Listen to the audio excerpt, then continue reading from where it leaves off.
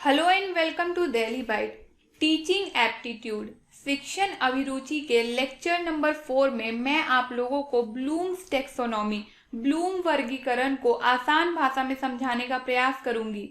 उससे पहले हमें ये समझना होगा कि ब्लूम जिन्होंने ये टेक्सोनॉमी दी वो कौन थे और उनका इस टेक्सोनॉमी वर्गीकरण करने के पीछे कारण क्या था।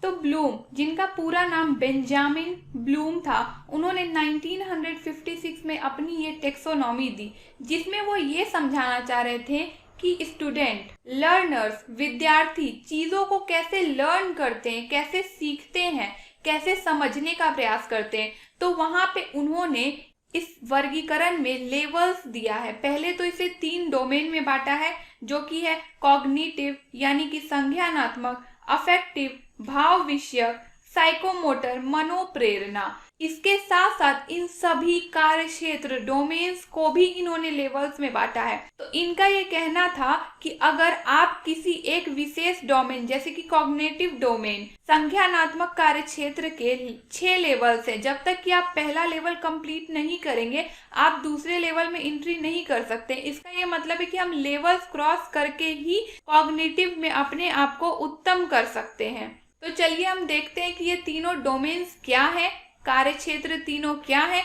इनकी क्या खासियत है, क्यों इन्हें अलग अलग ग्रुप्स में बांटा गया है। तो पहला है कॉग्निटिव डोमेन, जिसे संज्ञानात्मक कार्य क्षेत्र भी कहते हैं। इस कार्य क्षेत्र में क्या होता है कि स्टूडेंट लर्नर्स का नॉलेज हासिल करने में फोकस होता है, ज्ञान अर्जित करने में फोकस होता है। यहाँ पे स्टूडेंट्स अपना ब्रेन को बहुत एक्टिव रखते हैं, इंटेलेक्चुअल एबिलिटीज गेन करते हैं। नाउ इफेक्टिव डोमेन में हम ये देखते हैं कि स्टूडेंट्स के एटीट्यूड में, इमोशन में, मोटिवेशन, फीलिंग, वैल्यूज, बिलीव, उनका जो मानना है, इन चीज़ों में डिफरेंसेस देखने को मिलता है। और अफेक्टिव डोमेन को हिंदी में भाव विषयक कहते हैं। तो हिंदी के नाम से हम ये भी समझ सकते हैं कि भाव विषयक यानी कि जहाँ पे आपका भाव, इमोशंस इन्वॉल्व होंगे। और आखिरी है तीसरा साइकोमोटर डोमेन, मनोप्रेरणा। इसमें हम लोग स्किल्स को सीखते हैं, कुछ कौशल सीखते हैं। तो ये कौशल कैसे सीखेंगे?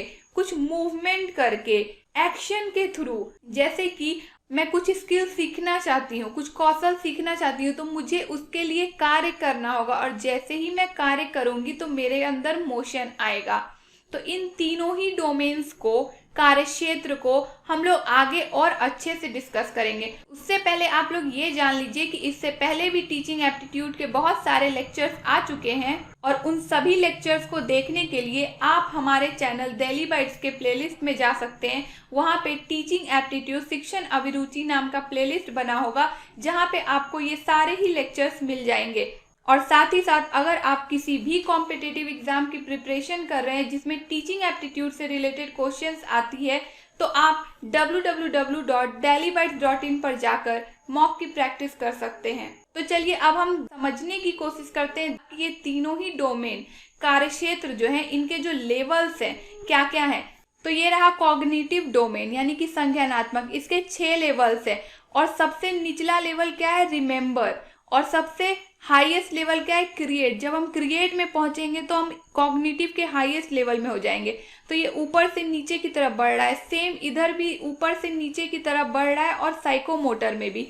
तो यहाँ पे आप बस लेवल्स देख लीजिए। इसके बाद इन सभी लेवल्स का हम आगे डिस्कशन करेंगे एक एक करके कि क्या खासियत है इन लेवल्स का। तो चलिए पहले हम देखते हैं कॉग्निटिव यानी कि संज्ञानात्मक कार्य क्षेत्र।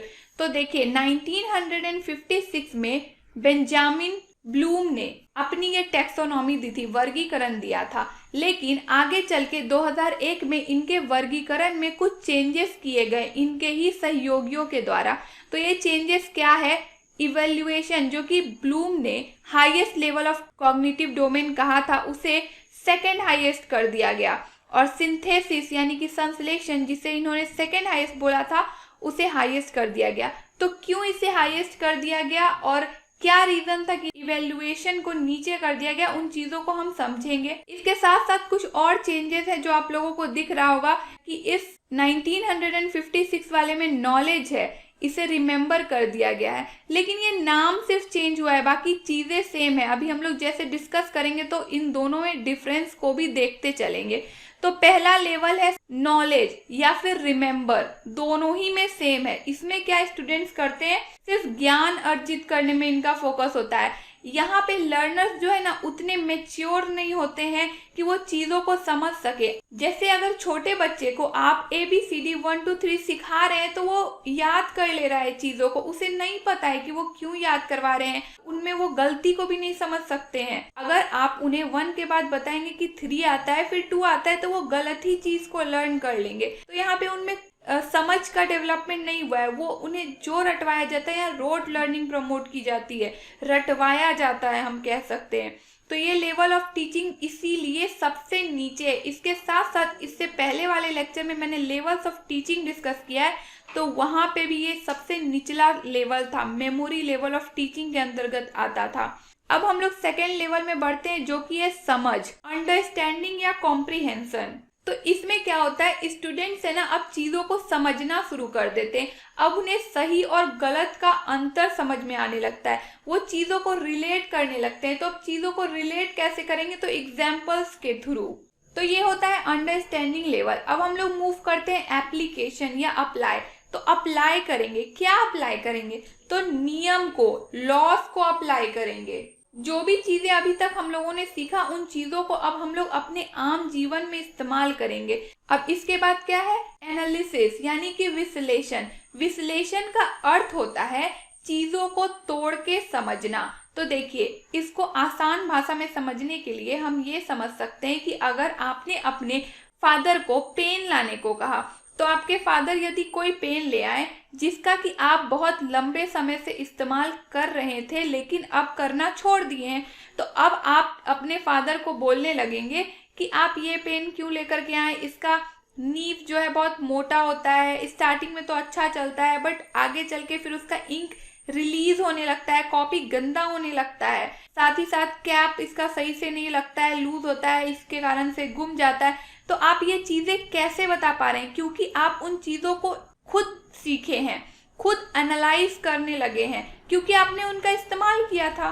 इस पेन में जो भी खामियां निकाल पा रही है वो आपके फादर नहीं समझ सकते, क्योंकि उन्होंने उस कलम का इस्तेमाल नहीं किया था। तो इसी तरह से हमने जिस नॉलेज को पहले याद करा, फिर उसे समझने की कोशिश करा, फिर समझने के बाद जब इम्प्लीमेंट किया अपने लाइफ में, तो उसके बाद उसके कमियों को हम देखने लगे, उसके फायदे, उसके नुकसान, सारे ही चीज़ों को हम समझने लगे।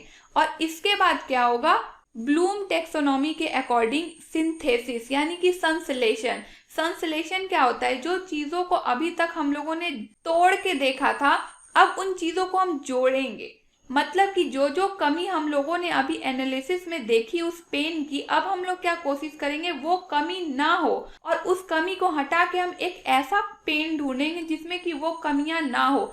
तो यहाँ पे हम क्या करेंगे, क्रिएट करेंगे। ये ब्लूम्स टेक्सोनॉमी में सेकेंड हाईएस्ट था, जो कि 2001 वाले टेक्सोनॉमी में ये हाईएस्ट लेवल है। तो देखिए, इवेल्युएशन क्या होता है, जब हम किसी चीज में महारत हासिल कर लेते हैं और उसका मूल्यांकन करने के काबिल हो जाते हैं, तो कॉग्निटिव डोमेन पूरा हमारे माइंड से, मस्तिष्क से रिलेटेड है। अब आगे चलते हैं और देखते हैं अफेक्टिव डोमेन यानी कि भाव विषयक का कार्य क्षेत्र। भाव विषय का कार्य क्षेत्र टोटल 5 है, ये भी नीचे से ऊपर की ओर बढ़ेगा। सबसे पहले है रिसीव। इससे पहले हमें ये समझना चाहिए कि अफेक्टिव डोमेन किस चीज से रिलेटेड है। तो यहाँ पे हमारा फीलिंग्स, इमोशंस, एटीट्यूड ये सब इन्वॉल्व होगा, हमारे भाव इन्वॉल्व होंगे, जैसा कि टॉपिक का नाम है भाव विषयक। तो उसी तरह से भाव इन्वॉल्व होंगे, इमोशंस स्टूडेंट के इन्वॉल्व होंगे। अगर स्टूडेंट्स अपने इमोशंस के साथ चीज़ों को सीखेंगे तो वो चीज़ों को और अच्छे से सीखेंगे, उनका अंडरस्टैंडिंग लेवल और अच्छा होगा।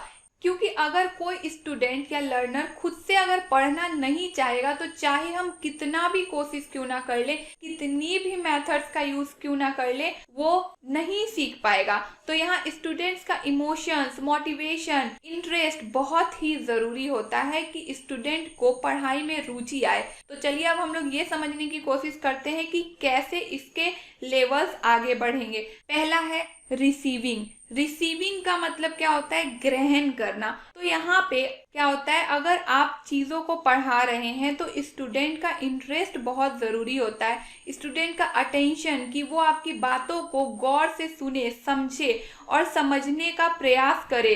लेकिन इस रिसीव लेवल में स्टूडेंट्स क्या होते हैं? पैसिव फॉर्म में होते हैं, यानी कि वो टीचर्स के बातों को सिर्फ सुनते हैं, उस पर रिस्पॉन्ड नहीं करते हैं, उस पर कोई प्रतिक्रिया नहीं दिखाते हैं, बस वो जो भी टीचर बताते हैं वो ये सुनते हैं। लेकिन जैसे ही हम सेकेंड लेवल में पहुंचेंगे वहां पे स्टूडेंट्स प्रतिक्रिया करने लगेंगे, रिस्पॉन्ड करने लगेंगे, यहाँ स्टूडेंट्स एक्टिव हो जाएंगे। अब वो डिस्कशंस में पार्टिसिपेट करेंगे, टीचर के पूछे गए क्वेश्चंस का आंसर देंगे। नाउ रिस्पॉन्ड में अब स्टूडेंट्स जब पार्ट लेने लगे एक्टिवली, तो अब कौन सा लेवल आएगा? वैल्यूइंग, अर्जित करना। यहाँ पे क्या होगा? स्टूडेंट्स को, जैसे कि टीचर जब पढ़ा रहे थे क्लासरूम में, तो उन्होंने क्या किया? कुछ वैल्यूज की बातें की, जैसे कि अपने फ्रेंड्स के साथ लॉयल होना चाहिए, झूठ नहीं बोलना चाहिए, पेरेंट्स को हर बात बतानी चाहिए, हमेशा सच बोलना चाहिए। तो ये जब हम वैल्यूज की बातें पढ़ाते वक्त करते हैं तो स्टूडेंट्स इन चीजों को अर्जित करते हैं और अपने जीवन में अब इन वैल्यूज का वो इस्तेमाल करेंगे। तो अब आगे चलते हैं। जो वैल्यूज को उन्होंने अर्जित किया था, अब उन वैल्यूज को वो ऑर्गेनाइज करेंगे, उनका आयोजन करेंगे और उनका इस्तेमाल करेंगे। कैसे? अगर देखिए, एक कंडीशन है, अगर उस स्टूडेंट का या लर्नर का, जिसे हम लोगों ने सच बोलने को सिखाया था, कोई गलत काम नहीं करने को सिखाया था और अपने फ्रेंड्स के साथ लॉयल होने को कहा था, अगर ऐसा हो, उसी स्टूडेंट का कोई फ्रेंड किसी गलत काम को कर रहा है, जो आप एज अ टीचर क्लास में बताए थे कि वो गलत काम में नहीं करना चाहिए, पर हमने ये भी बताया था कि अपने फ्रेंड के साथ लॉयल रहना चाहिए, तो यहाँ पे अब वो क्या करेगा? उस वैल्यूज को ऑर्गेनाइज करेगा और उसे जो सही लगेगा कि क्या अपने फ्रेंड के साथ लॉयल रहना चाहिए या फिर ये गलत काम नहीं करना चाहिए या करना चाहिए, अब वो खुद वो तय करेगा और ऑर्गेनाइज करेगा। तो इससे क्या होगा? वो स्टूडेंट या लर्नर जब चीज़ों को, वैल्यूज को ऑर्गेनाइज करके, उसका आयोजन करके इस्तेमाल करेगा, तो वो अपनी एक ओन यूनिक वैल्यू सिस्टम को बिल्ड करेगा। नेक्स्ट लेवल है कैरेक्टराइजिंग। इसमें क्या होता है? जो भी वैल्यूज स्टूडेंट ने एक्सेप्ट की, किस कंडीशन में कैसा रिएक्ट करना है, अब उसी वैल्यू सिस्टम के कारण वो स्टूडेंट जाना जाएगा, तो उसे ही बोलते हैं कैरेक्टराइजिंग। तो यहाँ पे हम लोगों ने क्या देखा कि स्टूडेंट इमोशंस के साथ, अपने इंटरेस्ट के साथ चीजों को सीखे। तो चलिए अब हम लोग मूव करते हैं नेक्स्ट, जो कि है साइकोमोटर डोमेन,